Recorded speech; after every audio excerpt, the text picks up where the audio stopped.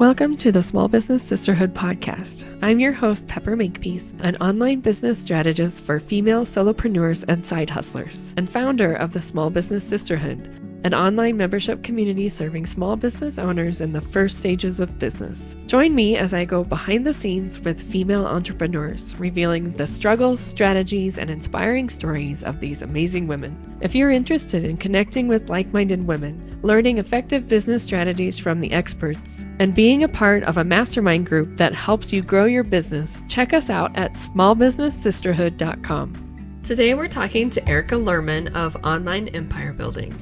Erica teaches online entrepreneurs how to grow their tribe, make an impact, and monetize their passion. In this episode, Erica shares 3 actionable steps anyone can do to improve their website's SEO. I love how she demystifies SEO and gives practical advice for getting started, because let's face it, particularly when it comes to SEO, something is better than nothing. Thank you for being here, Erica. Yeah, thank you so much for having me, Pepper. It's great to be part of your podcast. So tell everybody a little bit about your business and what you do. Sure, yeah. I started doing some freelance work for about 8 years now, and I actually left my corporate 9-to-5 job in September to kind of take the work that I had been doing as a side hustle and move it more into a full-time gig. So before I launched my own brand, I was doing predominantly web design, different like small web development projects, as well as branding, SEO, things like that. And then when I decided to go kind of full-time headfirst into things, I kind of pivoted a little bit, but still staying in the space. And what I'm doing is I'm doing basically marketing strategy for entrepreneurs and small businesses. So helping them outline exactly the tactics and the strategies that they need in order to kind of take their business from an idea all the way to launching it and generating profit with a focus on the digital marketing space. Awesome. So who is your ideal client? Like, who do you like to work with? My background has mostly been small businesses. So I'd say companies or businesses that would have had like kind of under 10 employees. But lately I've been really kind of interested in the entrepreneurial space, solopreneurs, things like that. Majority of the people I have on my roster right now, as well as like in the Facebook group and stuff that I run, are females. I don't necessarily particularly target women, but it just happens to be that there is this huge interest from the female community about kind of growing their online businesses and getting a bit more freedom within their own lifestyles. And I'm finding that that really is kind of focused with a lot of the women, especially in the different types of groups that I'm involved with on Facebook and things like that. So we were talking before a little bit about SEO, and I'm so excited for you to share with us more about SEO and what it's all about and some advice that you have, an overview of SEO, and what do you recommend? Sure, yeah. I have a couple of tactics or things that I think people should be looking at. I have 3 main ones, which I want to dive into in a bit. But before we get started, I think that we need to discuss kind of what SEO is and then what it's not, because I think that there's quite a few misconceptions out there. So for your listeners who might not be familiar with it, SEO is search engine optimization. And basically, that's just kind of an overarching term for the different things that you can do predominantly to your website, but not always, that can increase the likelihood of being ranked higher on Google. Obviously, there's other search engines out there like Bing and things like that. I'm going to talk about Google as kind of the search engine because for most people it is. They do hold a ginormous part of the market when it comes to searches. So these tactics really can be things that are super easy to implement and things that you probably should be doing on a regular basis. It can also encompass some more complex things, which involves modifications to your website's code, things like that. And then it also can discuss some things that are off of your site. So the idea of backlinking, the idea of directing people from another site to your own, a whole kind of gamut of things. And I think what people find when they start diving into what SEO is and what they can be doing, it's a complete overwhelm. You know, if you go on to a lot of different sites that discuss it, they have a laundry list of 100 different techniques that you can do. And for the most part, a beginner is very overwhelmed. And so much so that I've heard through talking to clients and on different Facebook groups and things like that I participate in, that it can be so overwhelming that people just don't even start. because they don't know where to start. They don't know if they're doing it right, or if they should be focusing on maybe, tip number 10 as opposed to tip number 2, so there's a lot of overwhelm. And the one thing I did want to stress is that it's not a magic bullet. It's not, do these 3 things and magically you are going to appear ranked number 1 on Google. And that's what people want. And it's a long-term project that you need to dive into. There are tactics that you can do basically one time, set it and forget it. But for the most part, if you're creating content on a regular basis, there are going to be tactics for SEO improvements that you're going to be doing on a regular basis. And you need to get comfortable with those, because every time you launch, say, a blog post, you're going to need to make sure that it's the most SEO optimized that you can do. So, I hear a lot of people saying, well, tell me what to do to rank number 1 on Google, right? That's kind of like the phrase that I hear constantly. And if it was that easy, everybody would be ranked number 1, but there's only one number 1 spot for various keywords. So because of that, it's highly competitive, more so in some niches than it is in others, but it is competitive.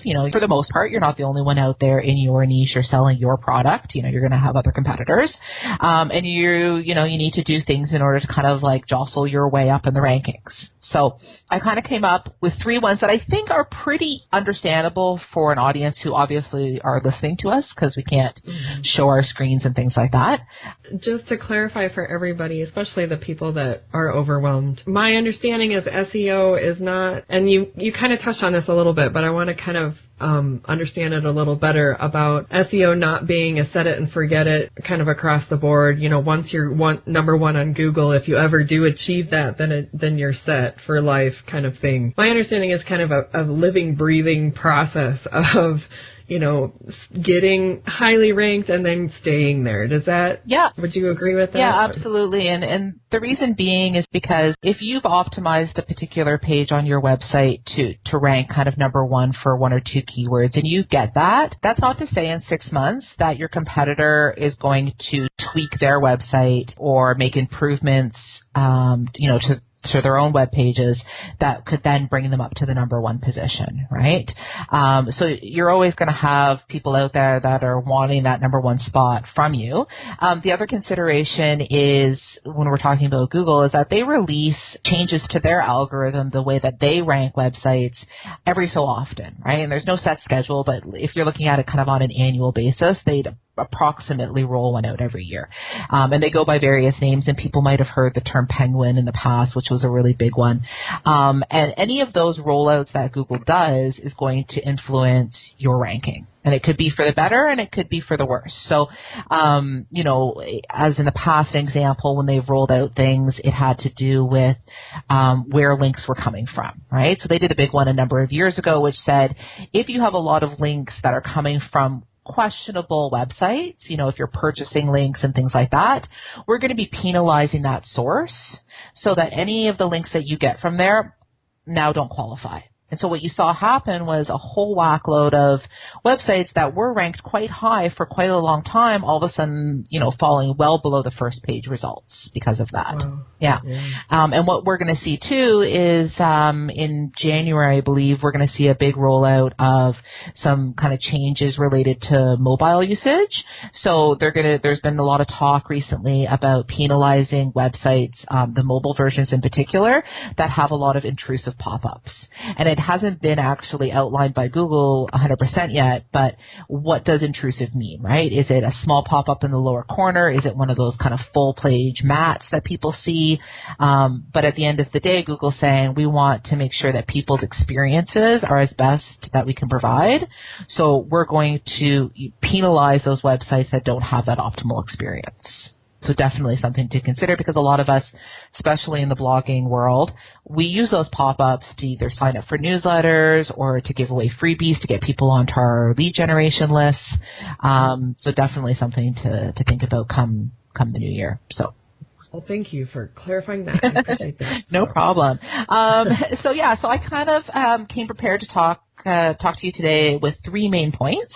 And the first one is kind of a very overarching thing, and I think it's something that a lot of people forget when they're coming out of the gate. And that is really to make sure that your SEO goals match your visitors' goals.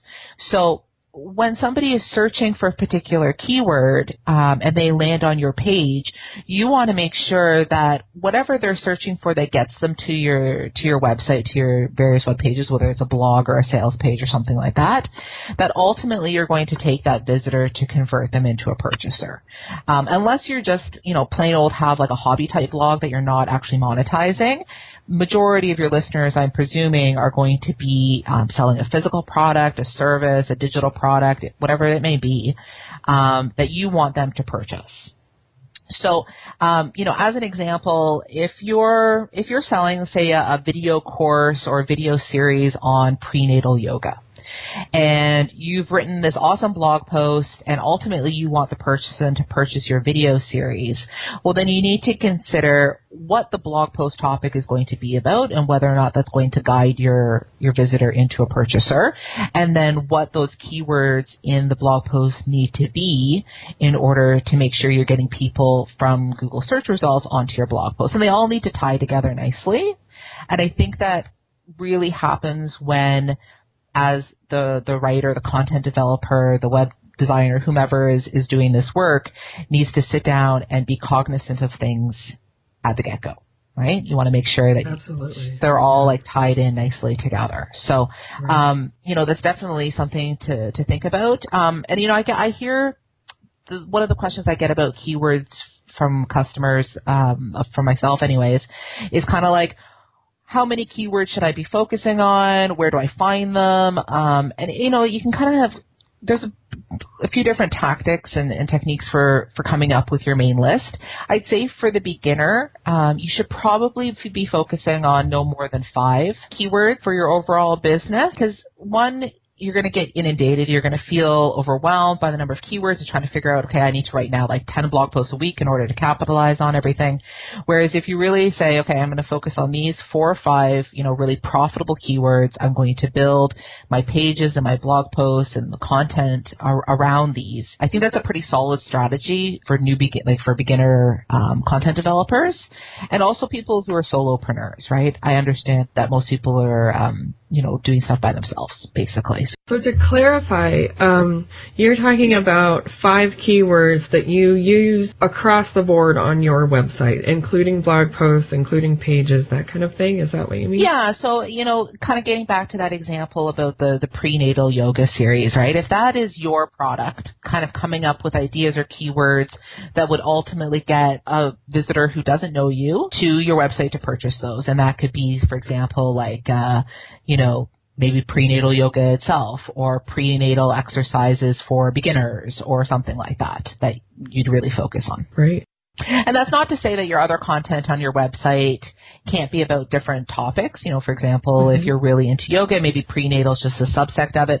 You could have other blog posts that are related to different topics. But I think for a beginner SEO campaign or project, really narrowing it down to those 4 or 5 at the beginning are your best bet. That's great. Mm-hmm. And then as far as, where to find your keywords, I kind of recommend 4 main things. One is to really just start with brainstorming from your own experiences. Obviously, if you have your own business around a particular niche, you're going to be pretty knowledgeable about that. And I think you could come up with a nice handful of keywords right off the bat. You're going to want to look at what your competitors are doing. That's always, the old adage of, keep your friends close and your enemies closer. Kind of knowing what's out there in the space. And this isn't to say to copy. It's just to see kind of what you're up against, to get an idea of kind of the quality of content that they're producing, what the bar is, and also, how competitive certain keywords are, right? If you're back to the prenatal yoga, if you type in prenatal yoga exercises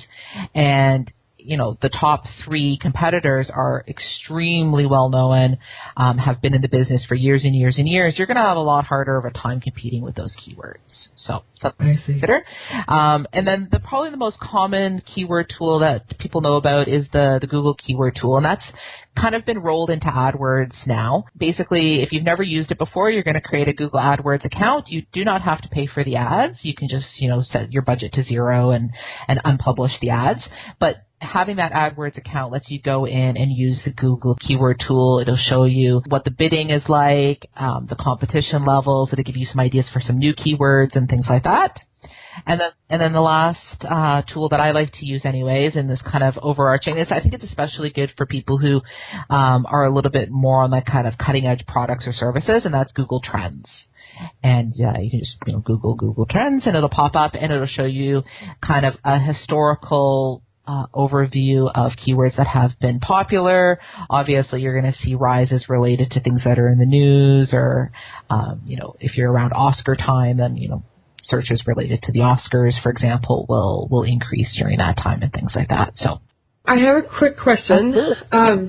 So you mentioned looking at your competitors, but also, and maybe I misunderstood, but kind of staying away possibly from the keywords that like the top people in your field are using because you won't be able to compete with them. How do you manage kind of that middle ground of, actually attracting the right people, but not getting in the same giant ocean as like maybe the top people in the field? Sure. Really kind of twofold. Typically when you're whatever product it is you're selling or service, if, the term niche down, basically the idea of kind of getting a little bit more in the weeds, doing less very high level. So that'll help. Because you're going to be able to use keywords that are very particular. So this really helps especially if you have like a local business. So like let's say you have a yoga studio in Seattle. Prenatal yoga Seattle will obviously get you a bit higher than if you just type in prenatal yoga. Or if you focus on a particular demographic. Or a particular industry is also helpful. So, for example, if you're a marketer, because that's my space, maybe you market and you help dentists, right? So, having that kind of out of the gate will definitely help. If you don't, if you have a much more broader niche, the way to do it would be to focus on what are called long tail keywords versus short tail. So a long tail keyword is just basically a couple of words strung together to make up the search query. And the more words you have, the less competition you're going to see, right? So if you have, say, type in yoga mats, right? That's going to be a highly competitive keyword because of all the different places that are selling them. Amazon's going to pop up, a whole bunch of independent retailers. But maybe there's a particular aspect of your yoga mat, like if it's moisture wicking or anti-skid or something like that, tying that into your keyword will not only kind of help you stand out amongst the big players, but you're also going to have more qualified people coming to your website that are automatically searching for something that's very particular. So that makes sense. Yeah. The other point that I wanted, to talk about is using meta titles and meta descriptions. And these have been around for a really long time, and Google itself as a search engine doesn't put as much focus on it as it used to. Years and years ago, basically you had your title, your description, and then there was even keywords, and you could populate 50 keywords, and that would help. Keywords, absolutely no relevance anymore. You can do it. It's not going to hurt you, but they're not going to help. But the meta title and the description, I've kind of heard back and forth. People's like, oh yeah, they kind of take it into a little bit of consideration, but not really. And it's not black and white because as a marketer, as a search engine optimizer, website developer, we don't actually know 100% of Google's algorithm. You take guesses, they release tidbits of information, but they don't release it all, right? But what I did want to talk about with the meta title and the meta description and why these are important is because it really helps with social media shares.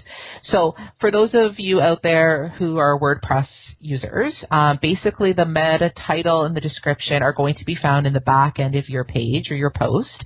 And normally it's like a little field that you can fill in.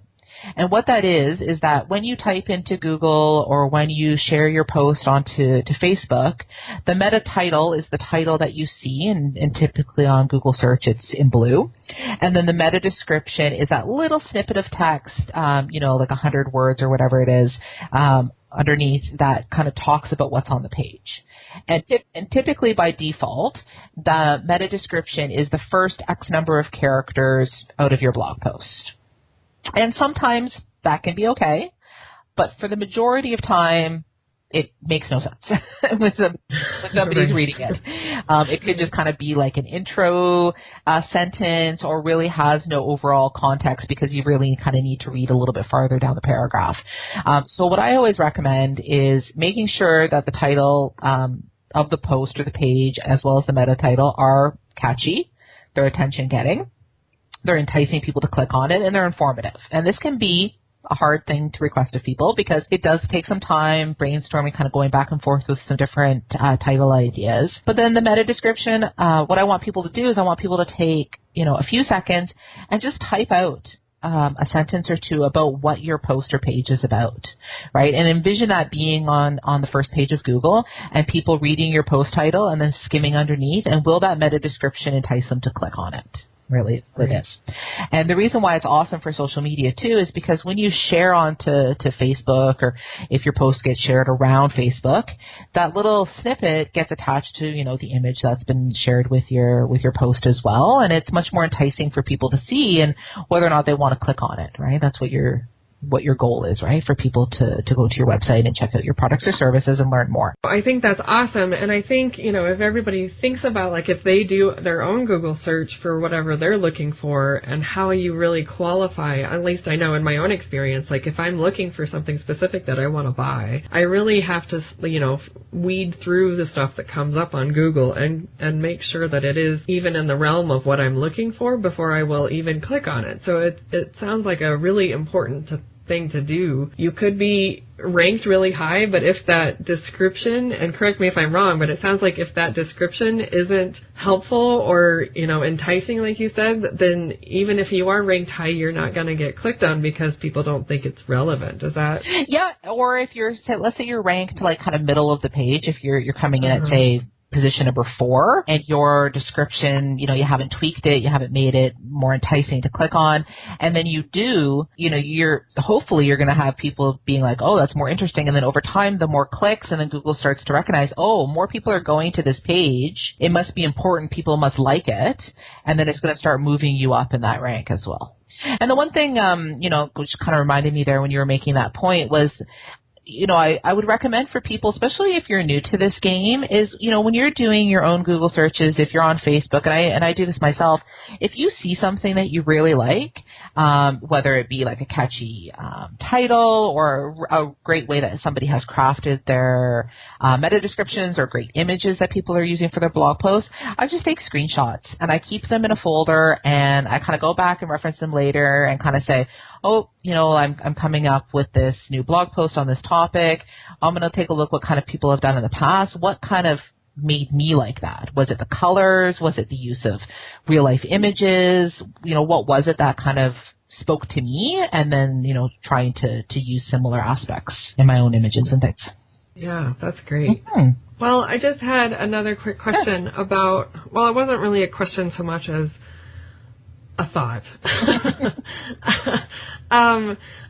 When you're talking about, so far, everything that you've said about SEO and, what we need to do, from the beginning, it sounds like you really need to understand very thoroughly your target audience in order to even begin with SEO. Would you agree with that? Yeah, absolutely. I think for SEO, for sure, and I think just generally in your business, right? I mean, anything you do, whether it's from whatever product or service you're offering to if you're doing paid online advertising to SEO work, it all boils down kind of to that root question of who am I serving? What do they want and what are their problems? And, you're going to get people, especially, if you sell service, you're going to get a lot of people searching for how do I do this or what's this? A lot of question type support queries, which you could tap into.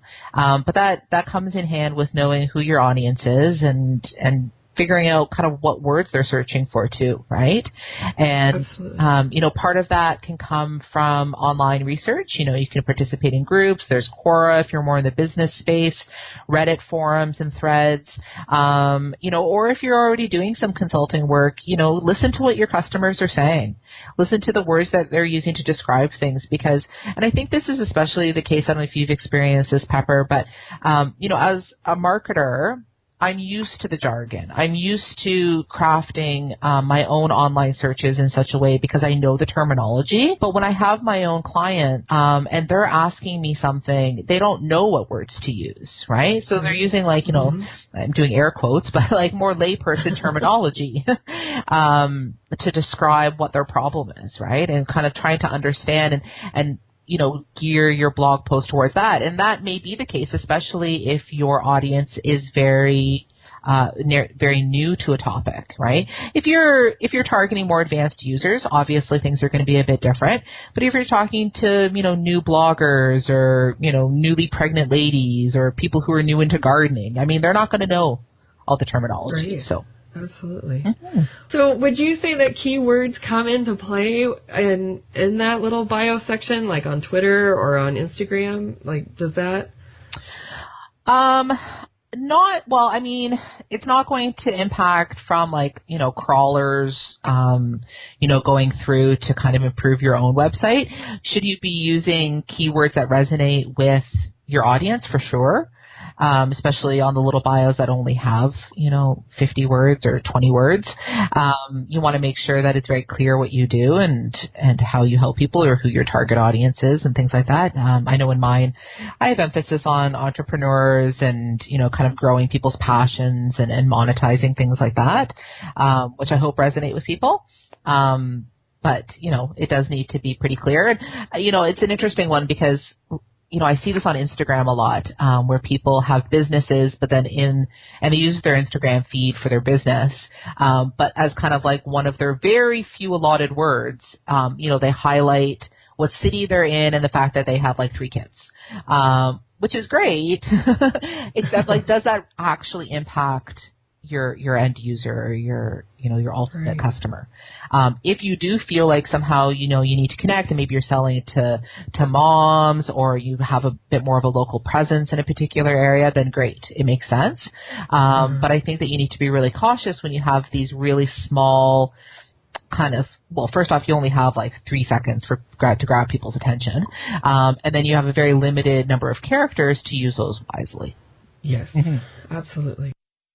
Hi ladies, I wanted to tell you about ConvertKit. ConvertKit is a powerful email service provider, and I'm so in love with it. It's tailored toward content-driven businesses like bloggers, service providers, and podcasters. They make it so easy to create automated content and provide a lot of useful tools to help you have amazing results with your email marketing. One of my favorite features is their robust tagging feature. For example, if someone buys your course, you won't keep sending them the promo emails telling them to buy it. I hate it when I get sales emails for products I've already purchased, don't you? It really adds a personal touch to be able to send targeted emails to subscribers. And just for being a Small Business Sisterhood podcast listener, you can get a free 30-day trial. Just go to smallbusinesssisterhood.com/ConvertKit for more information. So yeah, I just wanted to kind of wrap up my kind of suggestions here for people starting on SEO with talking about sitemaps for a sec. And sitemaps, for those who aren't familiar with the term, are typically it's what's called an XML file. And basically it's just a text document that outlines all of your pages, kind of the hierarchy of things. It also alerts Google of any changes that you make or updating frequency. And Google uses these sitemaps and Bing as well, so you can submit it to both search engines. But it basically tells Google when you're updating things and kind of, hey, come to my site and crawl it in the way that I've outlined for you so that you're much more likely to index my pages and to have them visible to people. Google will, eventually get to your website if you don't have a sitemap, but it could take months, right? Because they don't know. So the simplest way is basically to create your sitemap, and if you're a WordPress user, and I use WordPress as my example because that's the platform that I've been using for many, many years. Either in your theme, you'll have a sitemap generator, or you can there's a whole whackload of plugins out there that will do it for you. Basically, it'll auto-create the sitemap for you. You take the little link, you head on over to Google Webmaster Tools. I think I might have switched its name now to Search Console, but if you Google Webmaster, it'll come up. And then you create your account, and then there's a spot where basically you just pop the sitemap URL, and then you submit it. And typically it will take, 12 to 24 hours for Google to register that you have submitted it. But then from then on, Google will say, okay, well, he or she is updating their page every week. I'm going to go back and crawl the site every week to get the new pages that have been posted. So, something super simple to do. You're talking about 20 minutes of work, and then you'll have that submitted to Google. You can head on over to to Bing as well, and it's the same process. You're going to submit the same sitemap, and you're going to create your account over there as well under Bing Webmaster, whatever it's called. Well, that is an awesome tip because I'm not sure that a lot of people think about that part of SEO. You know, you and I are kind of in that web development world, and so I think we think about these things, but I'm not sure that, you know, a new business owner would necessarily know to do the sitemap. So that's awesome. Mm-hmm. Yeah, it's something super simple, you know, and it's often overlooked or kind of an afterthought. But really, in the whole scope of SEO work, it's probably one of the fastest things to implement. Well, thank you so much for all these really juicy tips that you have given us. Very welcome. So I like to ask everybody about thinking back to your first year in business. Like, was there anything surprising or difficult or unexpected that you experienced in that first year? For me, it's always been the kind of shiny object syndrome. When I was in my 9-to-5, you know, you have this kind of, even though I led a department, I was the director of marketing before I left that world. And I did have a lot of control over the projects that I was working on, but ultimately I was much more structured. You know, I had these deadlines that were self-imposed or imposed by my superiors or the company, the board of directors, whomever. But I find when I've now been on my own that because I don't have that overhead, I just kind of, for the first while, I was getting pulled into like a million different directions and kind of like half completing stuff. And I've really had to step back and say, you know, no, I need to determine kind of what is going to, you know, bring the money in the door because, you know, we are all businesses and that's, you know, we need to have food on the table and a roof over our heads. So that means getting money. You know, kind of what are the things that are going to generate revenue for me? And then, you know, every day I need to be doing tasks that get me a bit closer to getting that revenue and, you know, identifying, you know, the least amount of work that will generate the most amount of revenue and kind of putting the other things maybe onto the back burner until I have a bit more free time, which is pretty rare. That's such a good tip. I call that entrepreneurial ADD. Like, I feel like that's awesome. It's so common, and I think especially when you're just starting out, it's just, and I still experience it now, even 8 years in, and so it's something I have to like stay on top of. So that's a really great tip. So awesome, thank you. No problem. I think that there's just there's just so many exciting things to do. You know, and because you're not essentially reporting to anybody other than yourself, you know, you want to go wild. You just kind of want to like get out your laptop at all hours of the day and be like, I'm going to do this and I'm going to have this project and I'm going to be on these 20 social media channels. And then you realize after like, you know, the fourth week, when you're burning out, that you just can't keep up, right? So yes, sustainability, right? Absolutely. Wonderful. So tell us what you're working on now and anything you have like coming down the pipe. Sure, yeah. Well, it kind of tied back to the topic that you and I decided to have the podcast about, which is SEO. I'm actually just kind of finalizing the work right now for an SEO course, which is totally geared towards beginners, which is very, very exciting.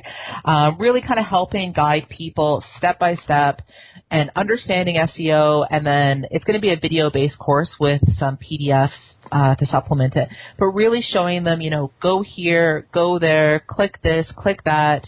You know, it's going to be 4 modules, kind of really the low-hanging fruit of what can be done right away to improve their online presence and improve their SEO and hopefully get them higher ranked on Google. And then also as a added bonus, I'm going to be throwing in a spreadsheet that's really going to help them kind of map out all their keywords and really identify which ones are their most profitable. So I think that's going to be amazingly helpful from all of the kind of chatter I hear around, and people have been asking me for it for a long time now. So I'm actually focused on it, which is quite exciting. And I think when the podcast goes live, it's going to be in pre-sale mode. So it's going to be on a slightly discounted price until December 12th. Wonderful. Mm-hmm. I almost wonder if I need to take a little refresher course myself. It's a constantly changing field, and so it's always good to stay on top of that. So that's wonderful. Yeah, absolutely. And I will definitely put the link to that in our show notes. But what is your favorite way to connect with people online? Really going to my website is probably the best. On the Contact Me page is kind of the list of the various social media channels I participate in. So it's ericalerman.com. That's Erica with a C, and Lerman, Lerman.com. SEO is such an important thing, and well, it may not be a sexy topic, but it sure does magic for your business when you do it right. So I think that it's a really good thing to pay attention to. Thank you, Erica, for talking with us today. You can find more information about Erica and the link to her website in the show notes for this episode at smallbusinesssisterhood.com/3. I hope you found this episode useful and inspiring. If you did, please hop over to iTunes and leave a review.